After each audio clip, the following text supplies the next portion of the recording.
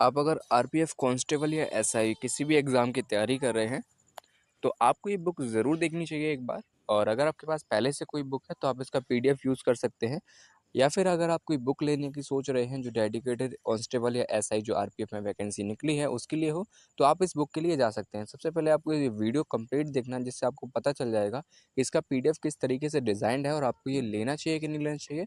वो आपको video and तक देखते देखते पूरा समझ में आ जाएगा, फिर आप अपने हिसाब से देख लीजिएगा। तो इस कंप्लीट बुक का पीडीएफ आपको कैसे मिलेगा वो थोड़े बाद में बात करेंगे, लेकिन पहले हम आपको इसका पीडीएफ दिखा देते हैं, पीडीएफ की खासियत बता देते हैं, या पीडीएफ में जो भी कंटेंट है वो आपको कैसा मिलने वाला है, वो सब चीज़ हम आपको दिखा देते हैं।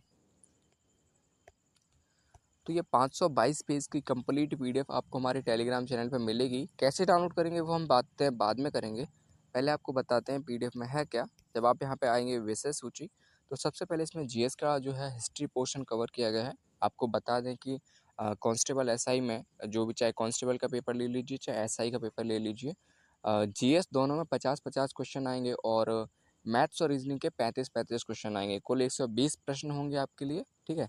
लेवल कांस्टेबल और एसआई में थोड़ा बहुत ऊपर नीचे हो सकता है ना। एसआई का लेवल थोड़ा ज़्यादा ही रहेगा कंपेरेटिवली कांस्टेबल को देखते हुए।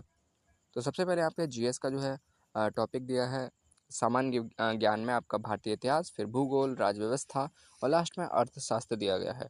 इसके बाद में सामान्य विज्ञान, गणित के इसमें कुल 14 टॉपिक कवर किए गए हैं, और रीजनिंग के इसमें 20 टॉपिक कवर किए गए हैं, ठीक है। 20 टॉपिक में आपको हर एक टॉपिक मिलता है, यानी आपको वर्बल और नॉन वर्बल दोनों ही चैप्टर मिलेंगे इसमें। फिर आप जब देखेंगे यहाँ पे भारतीय इतिहास, तो सबसे पहले आप पहला क्वेश्चन देखेंगे, बुद्ध को निम्न में से किस स्थान पर ज्ञान की प्राप्ति हुई थी। तो आप सभी को पता होगा ऑप्शन डी, बोध गया बिहार में उनको ज्ञान की प्राप्ति हुई थी। और इसके बाद क्या हुआ कि इस क्वेश्चन को जैसे इन्होंने आंसर दे दिया, उसके बाद इसकी कंप्लीट व्याख्या भी कर रखी है।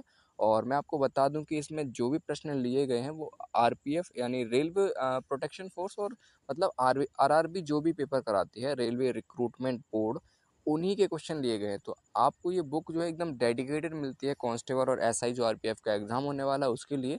तो ये बुक एक सेपरेशन है, मतलब अलग आपको किसी भी एग्ज़ाम की दूसरे के लिए आप भटकेंगे नहीं, आपकी टारगेटेड बुक रहेगी। इसी तरीके से आपको यहाँ पे हर एक क्वेश्चन मिलता है एक्सप्लेनेशन के साथ में। और भी क्वेश्चन आपको सामने हम दिखा देते हैं, जैसे राष्ट्रकूट वंश का शाही प्रतीक क्या था। तो ऑप्शन डी विकल्प है यहाँ पे गोल्डन ईगल, ठीक है। जैसे राष्ट्रकूट वंश का शाही प्रतीक गोल्डन ईगल था। इस वंश का संस्थापक दंतिदुर्ग प्रथम थे। और इसी तरीके से आपको यहाँ पे हर एक डिटेल बहुत अच्छे से मिलती है। हम चलते हैं थोड़ा सा दूसरा सब्जेक्ट यहाँ पे एक बार देखने की कोशिश करते हैं कि उसमें किस तरीके से यहाँ पे एक्सप्लेन किया गया है। तो कुछ इस तरीके से आप हम आ चुके हैं अपने जीएस में सेकंड टॉपिक जो अपना भारतीय राज्य व्यवस्था थी वहाँ पे। यहाँ से भी हम एक कोई क्वेश्चन देख लेते हैं कैसा यहाँ पे दे रखा है। और आप जब प्रीवियस ईयर यहाँ पे देखेंगे कि आरपीएफ एसआई में ही आया हुआ 2019 का क्वेश्चन है, शिफ्ट 3 का क्वेश्चन है। तो जितने भी क्वेश्चन यहाँ पे मिलने वाले हैं वो सभी आपको प्रीवियस ईयर क्वेश्चन मिलेंगे। तो जब आप इस बुक को कंप्लीट सॉल्व करेंगे तो आपको यहाँ पे प्रीवियस ईयर क्वेश्चन भी ऑटोमेटिक सॉल्व होते रहेंगे, जो भी आपको एग्जाम में मिलने की संभावना बहुत ज़्यादा होती हैं। जैसे लोकसभा का पहला आम चुनाव कब हुआ, यहाँ पे ऑप्शन डी ही आंसर है। और इंसिडेंट वाली बात यह है कि हमने पिछले जो भी 3 क्वेश्चन यहाँ पे चेक करे, सभी के आंसर जो हैं ऑप्शन डी ही निकले हैं। 1951 से 1952 तक लोकसभा का पहला आम चुनाव लड़ा गया था। ये उसी की फिर डिटेल दे रखी है। भारत में पहला आम चुनाव 1951 से 1952 में हुआ था। और इन आम चुनावों के पश्चात 17 अप्रैल 1952 को प्रथम बार लोकसभा का गठन हुआ था। और फिर आप नीचे पढ़ेंगे, इस चुनाव में जवाहरलाल नेहरू जी को प्रधानमंत्री और अंतिम कैबिनेट का नेतृत्व किया गया था, यानी प्रधानमंत्री यही बने थे जवाहरलाल नेहरू जी। और फिर यहाँ पे एक और लाइन यहाँ पे इसमें ऐड करी गई है कि इसके द्वारा ही नेहरू जी को देश का प्रथम प्रधानमंत्री चुना गया था। एक और क्वेश्चन आपके सामने देख लेते हैं, निम्नलिखित में से भारत के किस राज्य की विधानसभा सीटों की संख्या सर्वाधिक है। तो ऑप्शन बी यहाँ पे उत्तर प्रदेश में विधानसभा सीटों की संख्या सर्वाधिक है, जो अपने आप में 403। यहाँ पे आप देख ही सकते हैं कि ऑप्शन में जो भी 4 राज्य दिए गए हैं, सभी 4 राज्यों की भी विधानसभा सीटें यहाँ पे दे रखी हैं, जिसमें मध्य प्रदेश की 230, उत्तर प्रदेश 403, बिहार 243 और तमिलनाडु 235। इस तरीके से आपको यहाँ पे एक्सप्लेनेशन मिलता है। हम चलते हैं नेक्स्ट सब्जेक्ट आपको यहाँ दिखाने की कोशिश करते हैं, जिससे आपको और भी बुक के बारे में यहाँ पे क्लियरिटी मिल जाए। हम आ चुके हैं मैथ्स पे यहाँ पर संख्या पद्धति पहला क्वेश्चन है। और संख्या पद्धति में आप देख पा रहे होंगे, जैसे इनमें से ये जो संख्या है 9 से विभाजित किया जाता है तो शेषफल क्या बचेगा। तो संख्या 9 से तभी विभाजित होगी जब उसके अंकों का योग 9 से विभाजित होगा। तो यहाँ पे अंकों का योग यहाँ पे करा है तो 18 हुआ है। 18 को 9 से भाग करने पर पूरा भाग चला जाता तो शेषफल रहेगा ही नहीं। तो इस तरीके से यहाँ पे सॉल्यूशन भी बहुत अच्छे तरीके से है, साफ लैंग्वेज है, आपको समझ में आना चाहिए। और आप एक और क्वेश्चन देख लेते हैं मैथ्स का। यहाँ पे 40 नंबर क्वेश्चन है। फैक्टोरियल 98 में अनुगामी शून्यों की संख्या कितनी होगी? तो ऐसे क्वेश्चन करना बहुत आसान होता है। आपको सिंपली करना ही होता है कि आपको 5 का भाग लगाना होता है जो भी आपको फैक्टोरियल दिया गया है उसमें, और तब तक भाग लगाते जाना होता है जब तक कि संख्या जो है आपकी 5 से भाग जाना बंद ना हो जाए। तो यहाँ पे 98 में 5 का भाग लगाया, 19 बार गया। तो आपको ये नहीं देखना है कि शेषफल कितना बचा है। तो 19 बार भाग गया, अब 19 में भी हम एक बार भाग लगाएंगे तो यहाँ पे 3 बार भाग चला जाएगा। तो जितनी बार भाग गया है, चाहे जितनी भी बार गया हो, तो उन सबको ऐड कर लेना। एक बार 19 बार गया था, एक बार 3 बार गया, तो दोनों को ऐड कर लेंगे। यहाँ पे 22 आपका आंसर आ जाएगा।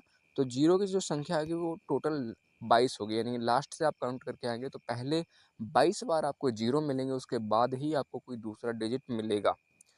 एलसीएम एचसीएफ आ गया है। रीजनिंग के भी हम एक आध चैप्टर देख लेते हैं, ठीक है। उसके बाद फिर ये आपका वेन आरेख है और वेन डायग्राम। ये बहुत ही मतलब आसान क्वेश्चन होते हैं अगर इन पर प्रैक्टिस अच्छी हो जाए, लेकिन काफ़ी क्वेश्चन इसमें होते हैं जो आपको भटका सकते हैं या फिर आप उनका सही आंसर ना निकाल पाए। उसके लिए बहुत ज़्यादा क्वेश्चन इसमें दे रखे हैं, आप आराम से प्रैक्टिस कर सकते हैं। और सॉल्यूशन भी तुरंत दिया गया है तो आपको पन्ने पलट के वहाँ पर चेक करने की ज़रूरत नहीं है। और आपकी जो है हर एक क्वेश्चन के बाद में बारीकी वहीं पर देख सकते हैं, जो भी आप गलती कर रहे हो वो सब आप चेक कर सकते हैं। हम आपको लास्ट पेज पर ले चलते हैं। लास्ट पेज पर आपको फिगर वाला क्वेश्चन मिल जाता है, ठीक है।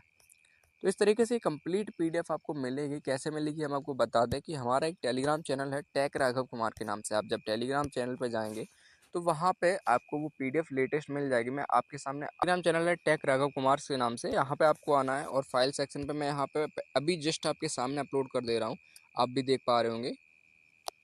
आपके सामने हम कंप्लीट पीडीएफ यहाँ पे ये अपलोड कर दे रहे हैं। RWA की RPF कांस्टेबल SI की जो बुक है कंप्लीट पीडीएफ है। सिर्फ 10 MB की पीडीएफ, आप आराम से डाउनलोड करके इसको पढ़ सकते हैं।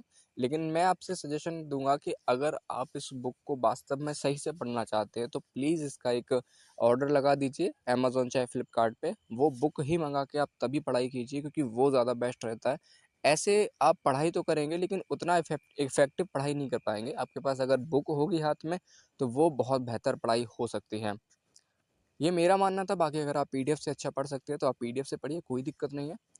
अगर आपको इस वीडियो को देख के थोड़ी सी हेल्प हुई हो तो इस चैनल को सब्सक्राइब ज़रूर कर लें, वीडियो को लाइक कर दें और अपने हर उस दोस्त के साथ शेयर करें जिसको ये वीडियो ज़रूर देखनी चाहिए, जिसको इस वीडियो से ज़रा सा भी हेल्प मिलेगा, उस हर दोस्त के पास शेयर कर दें। हम मिलते हैं आपसे नई वीडियो में, तब तक के लिए जय हिंद, जय भारत।